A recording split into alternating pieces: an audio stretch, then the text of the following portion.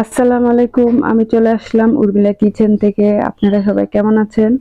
আমি আজকে আপনাদের জন্য মজাদার পাস্তা রান্নার রেসিপি নিয়ে আসছি। তো পাস্তাটা রান্নার জন্য আমি প্রথমে পানি সিদ্ধ করতে দিয়েছি। পানির মধ্যে আমি একটু তেল আর একটু লবণ দিয়ে দিয়েছি। তারপর আমি পাস্তাটা দিয়ে দিলাম। পাস্তাটা দিয়ে হালকা নাড়াচাড়া করে কিছুক্ষণ সিদ্ধ করব। এই ফাঁকে আমি সবজিটা কেটে নিয়েছি। তো আমার পাস্তাটা রেডি। এরপর আমি এটা ছেঁকে নিলাম। তারপর আমি কড়াইয়ের মধ্যে একটু বাটার দিয়ে দিয়েছি। এরপর আমি একটু তেল দিব, সয়াবিন তেল। এরপর আমি তেলটা দিয়ে গরম হয়ে আসলে তার মধ্যে আমি মাংসটা ভেজে নিব। আমি কিছু মুরগির মাংস কেটে রেখেছিলাম, তাই আমি প্রথমে একটু মাংসটা ভেজে নিচ্ছি। মাংসটা দিয়ে আমি কিছুক্ষণ নাড়াচাড়া করব। এই পর্যায়ে আমি একটু লবণ অ্যাড করব মাংসের সাথে। তারপর লবণটা দিয়ে আরো কিছুক্ষণ আমি এটা ভেজে নিচ্ছি। এর পর্যায়ে আমি একটু মশলা অ্যাড করছি। একটু আদা বাটা, রসুন বাটা দিয়ে দিলাম। তারপর একটু আমি গুঁড়া মশলা দিব। মাংসের যে মুরগির মাংসের মশলাটা আমি একটু অ্যাড করছি। তারপর আমি আরো একটু নাড়াচাড়া করব। এরপর মাংসটা আমার প্রায় হয়ে আসছে। তারপর আমি মাংসটা এক সাইড করে তার মধ্যে আমি কিছু পেঁয়াজ কুচি আর একটু কাঁচামরিচ দিয়ে দিলাম। কাঁচামরিচটা আপনারা আপনাদের ঝাল যতটুকু খান ততটুকু পরিমাণে দিবেন। এরপর আমার এটা প্রায় হয়ে আসছে। তার মধ্যে আমি কেটে রেখেছিলাম যে সবজিটা, সেটা দিয়ে দিলাম। আমি সবজির মধ্যে একটু বরবটি আর একটু গাজর কেটে রেখেছিলাম, সেটা দিয়ে দিলাম। দিয়ে ভালোভাবে নাড়াচাড়া করব।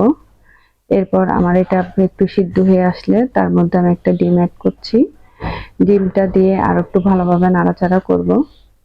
তারপর আমার এই পাস্তাটা প্রায় রেডির পথে। এই পর্যায়ে আমি পাস্তাটা দিয়ে দিলাম।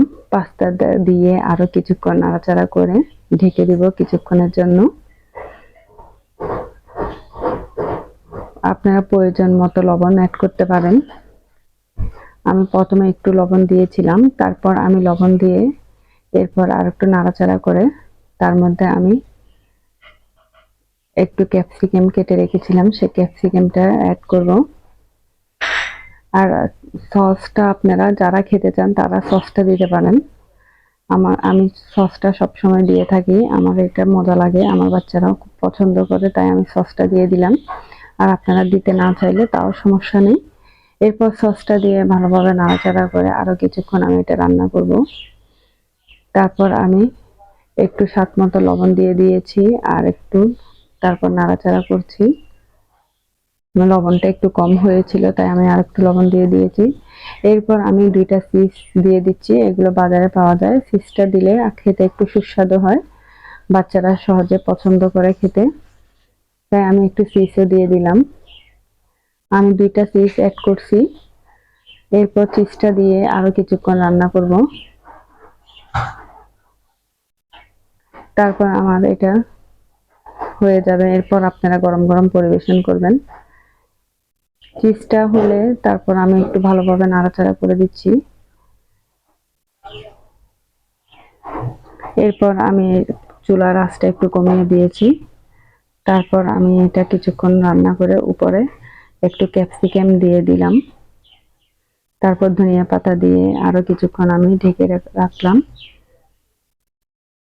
এরপর যে আমার এটা প্রায় রেডি। তারপর আমার এটা আর একটু নাড়াচাড়া করে উপরে আমি পাস্তার মশলাটা দিয়ে দিয়েছি। পাস্তা মশলাটা আমি শেষে রান্নার পরে দিই, কারণ ঘ্রাণটা যেন ভালো থাকে, তাই। এরপর আমি আর একটু নাড়াচাড়া করে রান্না করেছি। এরপর আমার পাস্তা রান্নাটা রেডি। এরপর 2-3টা কাঁচামরিচ দিয়ে আপনি গরম গরম পরিবেশন করবেন। সবাই ভালো